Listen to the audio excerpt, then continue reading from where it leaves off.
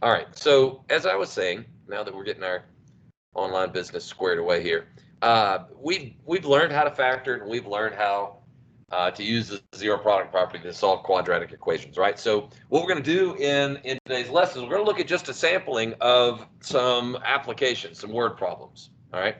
Now, you don't necessarily have to write down all of the words from these 2 word problems or 3 word problems if we get to 3 of them, but I did write down the process by which we work them out, okay? So like you look at number 1 right here, it says the length of a rectangle is 1 unit more than the width, and then they talk about the area being 72. Now, the first thing I'm going to do is I'm going to draw a picture, okay, of a rectangle, and it says the length is 1 more than the width. So if my width is W, then my length is W plus 1, right? Feel pretty good about that. And then it said the area, would somebody catch that number? Was it 72? The area is 72. Well, area of a rectangle is length times width, right?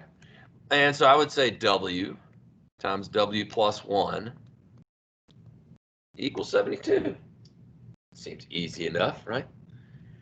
Now, this is the hardest part of the process, getting the equation put on the paper, because now, once we've got the equation written out, we should be good to go on solving it. We've talked about how you want to set it equal to 0, then you want to factor, and you want to use the ZPP, okay? So Ben, help me get it set equal to 0. That's the first step right out of the gate. What do I do?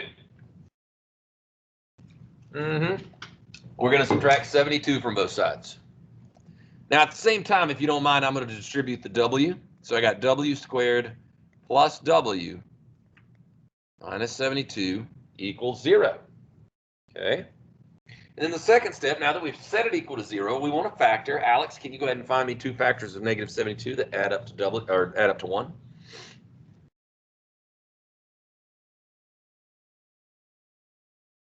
What are 2 numbers that you know multiply together to give you 72 that are real close together?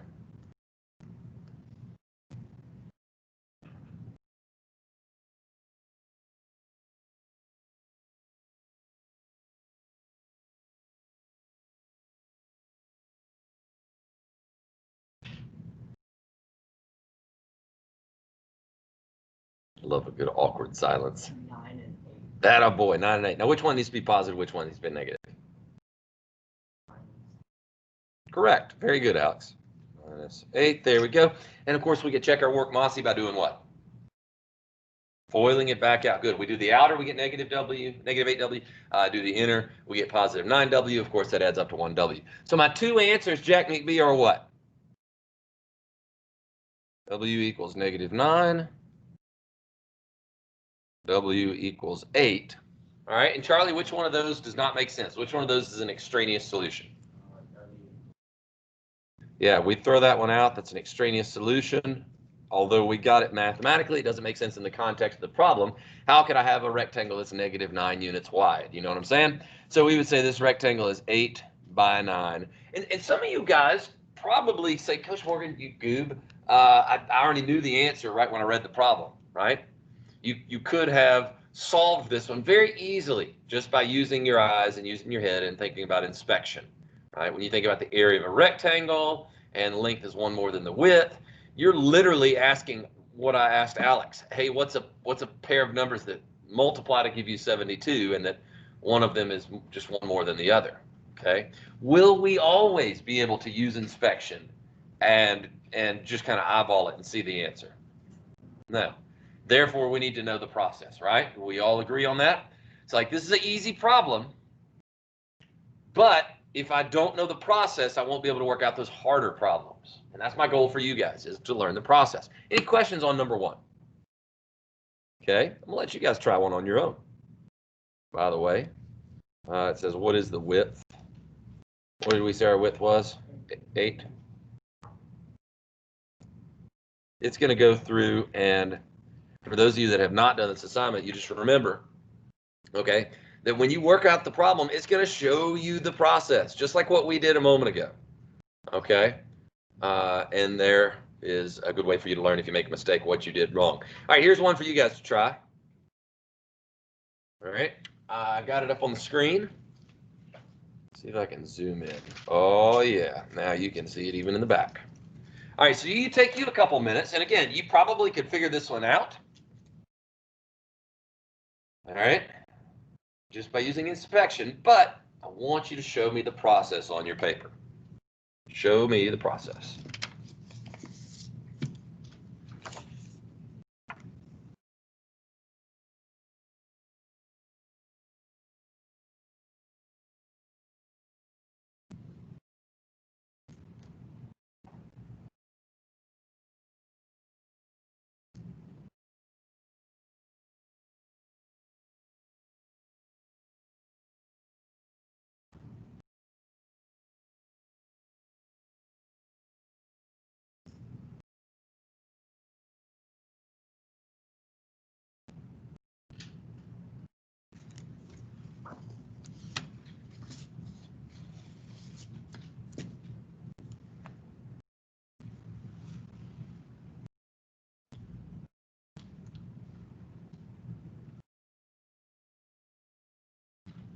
If you struggle setting these kinds of problems up, one of the things to consider practicing, remember we worked early in the year about translating English into math.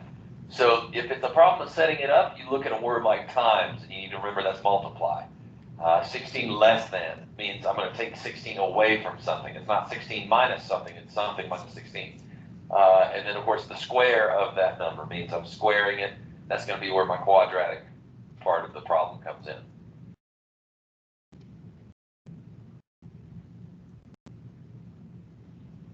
The word is means what? Equals. Good.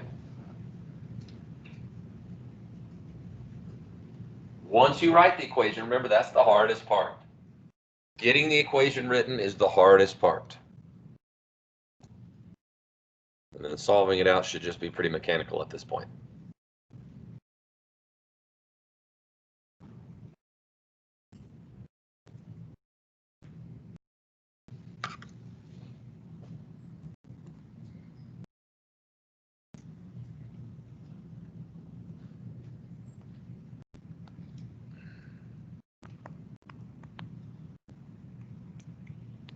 Everybody write an equation that looks like that?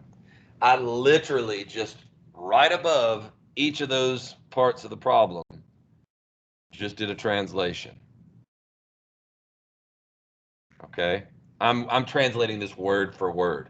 Now again, remember 16 less than something means that we're going to invert that sentence structure right there. So that's why we swapped those two. We did n squared and we did minus 16. But that's our equation, right? Okay, so what do I do to both sides to solve that equation, Drew? What's my first step right out of the gate? Subtract 6n. So we're going to have n squared minus 6n minus 16. Alex, why do you think Drew told me to subtract 6n. Why did I put that in the middle? Why didn't I just put it at the end of everything?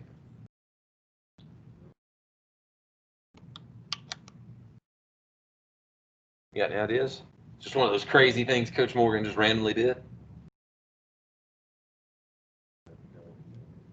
All right, let's see, James, can you explain it to us? Why would I put the 6n smack dab in the middle? Yeah, we want to put, anytime we're dealing with a trinomial like this, 3 terms, quadratic, right? We want to have the quadratic term listed first. All right, Jake, what kind of term is 6n? It's not quadratic, it's linear, okay? And then we want to have the constant term, quadratic, linear, constant. That's the order. That's sort of our standard operating procedure for setting up quadratic equations. All right. And so just as James mentioned, that's decreasing exponential order, and that's fantastic. All right, George, did you get this one factored?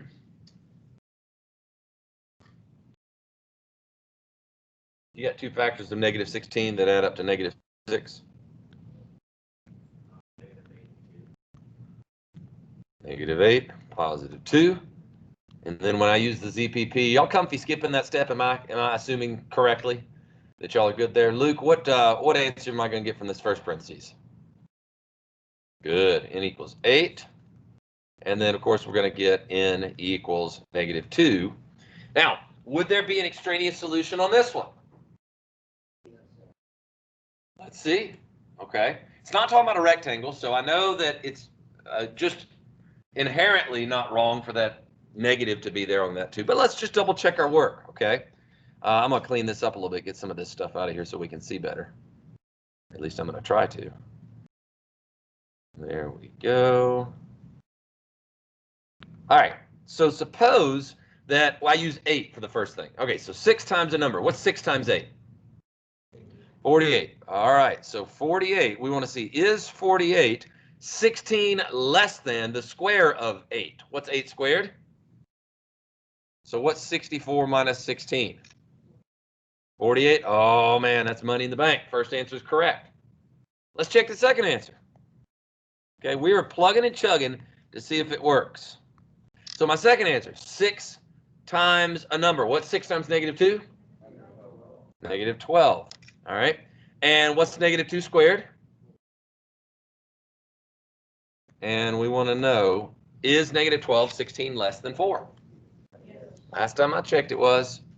So we don't have an extraneous solution here, and that's okay. Now, in Delta Math, there's an interesting way for us to write answers like that. All right. So you can do one of two things. You can hit 8 as my first answer and then comma, and it automatically pops up a default. Or you could come over here and you could use this plus sign. You could say, hey, plus if there's 2 answers, you know, plus if there's 3 answers, so on and so forth. James. Oh, dadgummit, it helps to read the freaking problem. Ugh. Good job, James. All right, so obviously we're going to throw out which one? 8. All right, shame on me. I should have read the whole problem. But can we be cool if there are 2 answers to a word problem? Is that okay? Absolutely it is. Okay. Not in this case, of course, but you know, if they didn't have that last little caveat there, we'd say both of our answers are. All right, so that's the first kind of, it's just called quadratic word problems, okay? And if you have done your homework already, then you have practiced enough of these. I think you had to do 5 of them.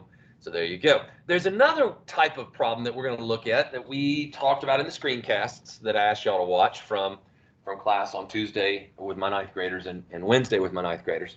And it has to do with the height, okay? In class, we worked about a height of a guy on a cliff or a building. He was throwing a ball off, right? And we had a height function. Well, here we're given about a rocket, and we're given the rocket's height is y at time x. Now, they're playing you guys like, you know, like some little kids that don't know any better. You could use h and t, and you could be comfortable. Everything doesn't have to be in terms of x and y. Okay, Paul, let's cover up, please. But in this case, it's terms of x and y, so we'll roll with it. And what we're asked to do is we're finding the time at which the rocket is going to hit its maximum. Okay. Now, give me a good vocab word. Put your hand in the air if you can tell me. Go ahead, Tiago. Correct. I'll send you to Jeopardy, boy. That a kid. Is Jeopardy the show where you can answer early before they finish reading the question? Can you do that on Jeopardy? I don't think you can do that on Jeopardy. I'm thinking Knowledge Bowl. Y'all ever watch Knowledge Bowl on WRAG? You know, we got a Knowledge Bowl team here at Christian Brothers. If you're one of those trivia guys, or if you like, you know, random arcane facts or knowledge base, then you join this Knowledge Bowl team, and you can answer questions early, Tiago.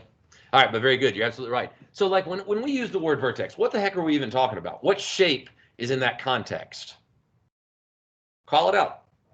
A parabola. Now, I look at this parabola right here, and I notice that the leading coefficient is negative. So as that field goes up, it's good, or swole patrol? Yeah. The parabola is we call that concave down. Okay. So this parabola is concave down, and what this question, therefore, is asking is it's saying, hey, psst, where does this vertex occur? Find for me the vertex of this parabola. Now, I've taught you via the aforementioned screencasts 2 ways of finding the vertex of a parabola. When you get to calculus, there will be a 3rd way, but for right now, you're in algebra and you have 2 ways. Who can name one of them? Ben. I love you so much, Ben. If this wasn't quarantine, boy, I'd give you a big old hug right now. Good. If you didn't hear what he said, I could tell Ben watched his video because it's the opposite of B over 2A. All right, so like this x coordinate right here, right? the formula is going to be the opposite of B over 2A. Now, what in the dump is B and what in the dump is A? Nate, you know what A and B and even C mean in this context? And it's okay if you don't, but I'm just kind of curious. Remind us if you know. All right, so A is going to be our leading coefficient. Y'all jot this down. A is always that quadratic coefficient. B is going to be the linear coefficient. And although we're not going to use C to find us this vertex right here, C is the constant term, right? The general or standard form for quadratic function is y equals ax squared plus bx plus c. That's, again, just sort of the general way of looking at it, okay? So what is the opposite of B in this case, Jack McBee? Negative 218. So I'm going to say the opposite of B over 2A. All right, Joe Edwards, what's 2A in this case?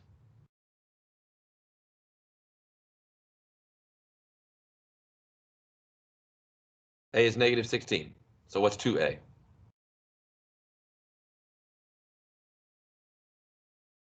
Nope, negative 32. If A is negative 16 and I want to double that, I'm going to get negative 32. Now, 218 over 32, what is that? Somebody done that division for me already?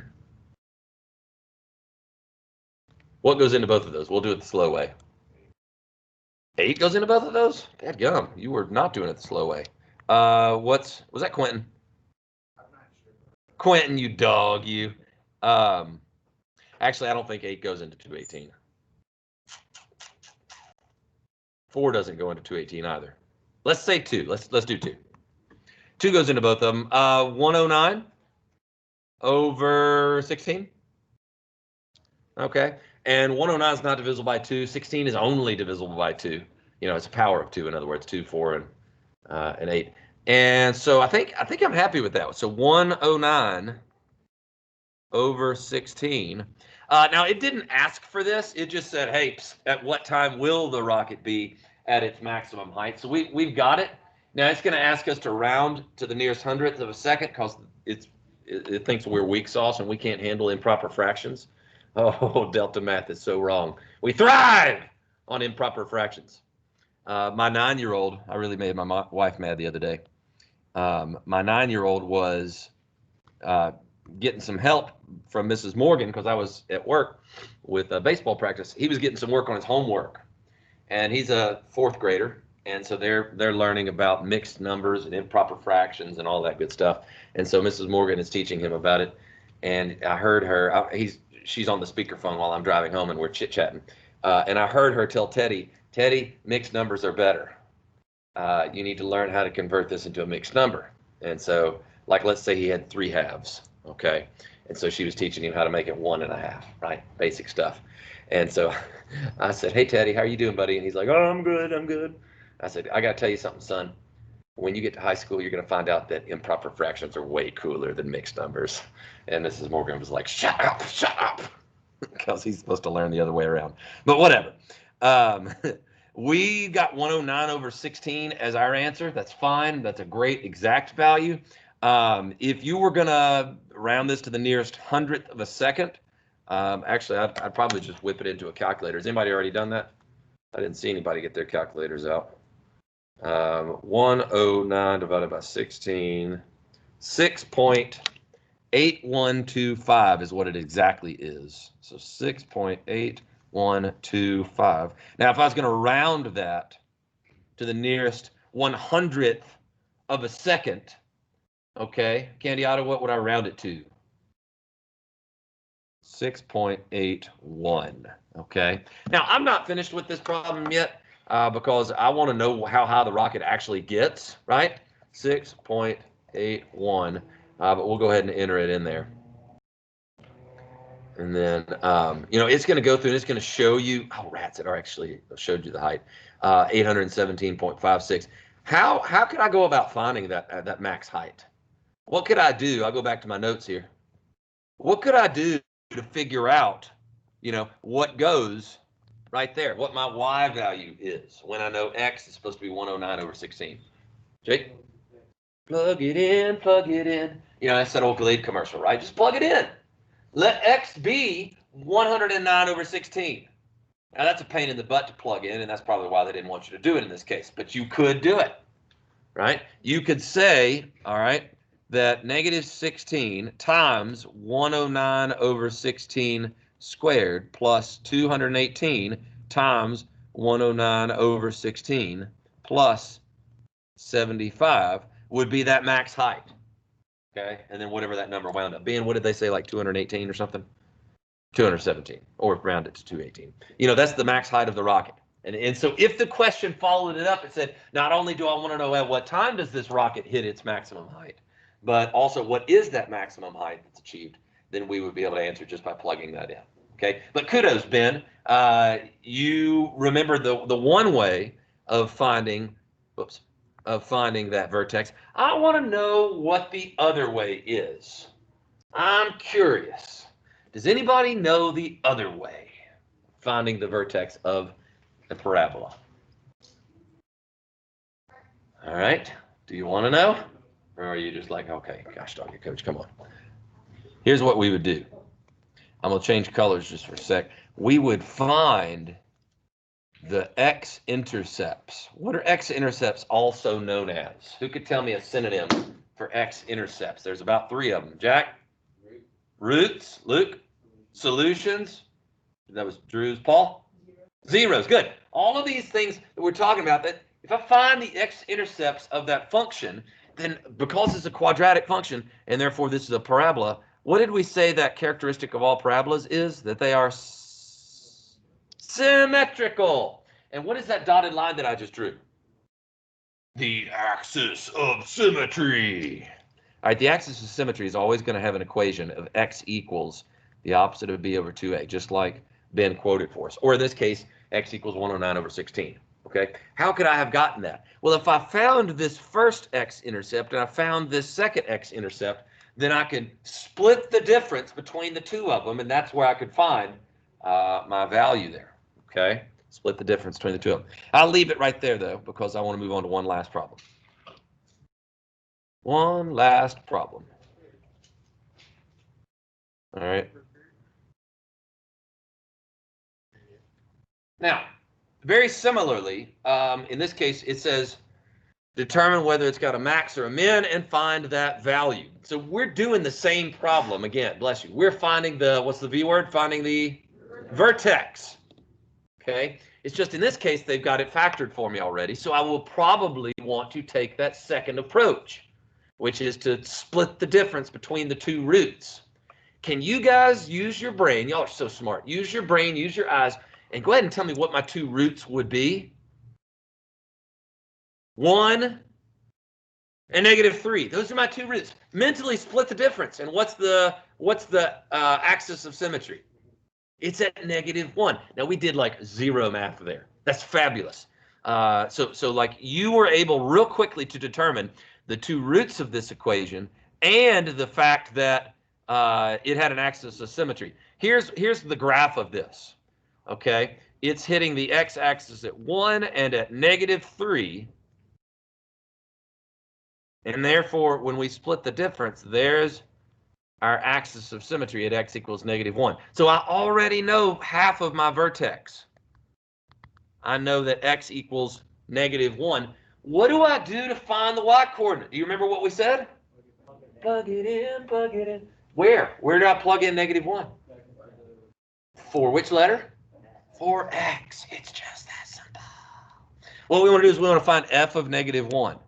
F of -1, which means -1 minus 1 and -1 plus 3. Okay, -1 minus 1 is -2. -1 plus 3 is +2. -2 times +2 is -4. Which means 1, 2, 3, 4. Get your booty on the floor. No, just kidding. What kind of concavity do we have here? Field goal good or swole patrol? It is going to be concave up by necessity. What we found was the vertex, and oh, that's an ugly drawing, sorry. We found the vertex was below the x-intercepts, and therefore the vertex is going to be the lowest point. Paul, you got a question? Okay, just stretch it. So y'all talk about concave up. That's great. What is this vertex then? Is it a minimum or a maximum? Minimum. And that problem was so easy. Why was it so easy? What about that problem where they had set it up made it easy? It was already factored, and therefore the x-intercepts were super duper easy to find. You know what form it would have been in if they hadn't have done that? It would have been x squared plus 2x minus 3. That would be what it would look like if they hadn't factored it out for you. Big, fat, hairy deal. All you'd have to do was factor it. So if they give it to you in that standard form, ax squared plus bx plus c, all you got to do is factor it and find the two x-intercepts, split the difference. Or, heck, I don't know if you noticed this, but if they had given it to you as they did in the previous example, what's that formula again that Ben quoted for us so nicely? The opposite of b over 2a. All right, so the opposite of b over 2a. What was b in this case? 2. So that's negative 2. And what was a in this case? It was an implied 1. So the opposite of b over 2a, negative 2 over 2 is negative 1. Ding, ding, ding, ding. Winner, winner, chicken dinner.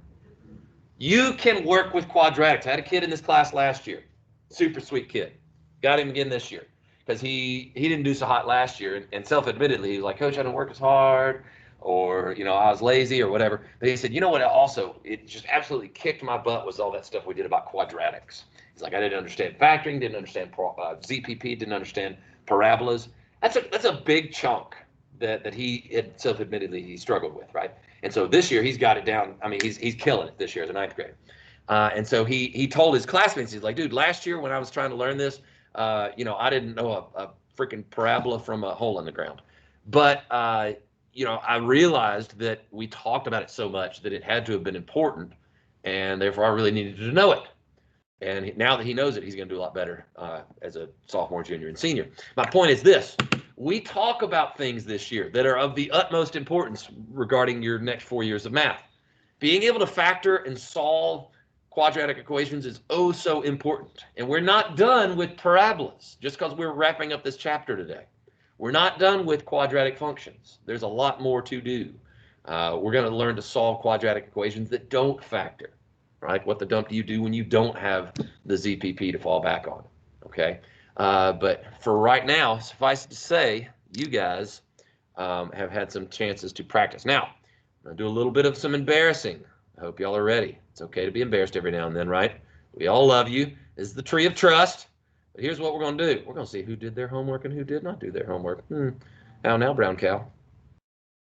Delta Math will cooperate. Come on, Delta Math. Are they learning math? All right, let's see who did their homework. 6% of you did your homework. Boo, bad. I hate you all. All right, let's see here. Which naughty? Oh, wait. A lot of y'all did your homework. Okay. 6% probably just did it by the time I real quick. No, wait a minute. That's all. Hold on. Get my act together. Early in math. Oh, that boy Oxley. That boy Lewis Thomas. I don't know where the dump Lewis Thomas is today, but sorry, he's not online. Grove, that boy did a little bit. Can the rest of you losers do some homework this weekend? Go into Chattanooga. Oh, well, I wouldn't do homework in Chattanooga anyway. What are you doing in Chattanooga? Do what? Hiking? Hiking, dude. Chattanooga's awesome for hiking. Hiking and biking and all kinds of good stuff. If you get a chance, go to the. Well, who the dump told y'all to pack up? If you get a chance, go to the aquarium. It's awesome. All right, y'all can pack up. Hey, good class today, fellas. Appreciate y'all very much. You do have homework over the weekend. Obviously, get this type of thing taken care of. And I will see you guys on Monday. Live Jesus in our hearts. All right. Thanks again.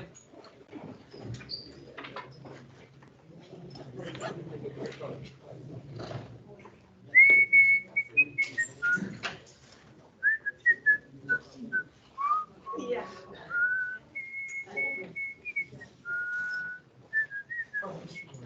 Yes, sir. There were some assignments on the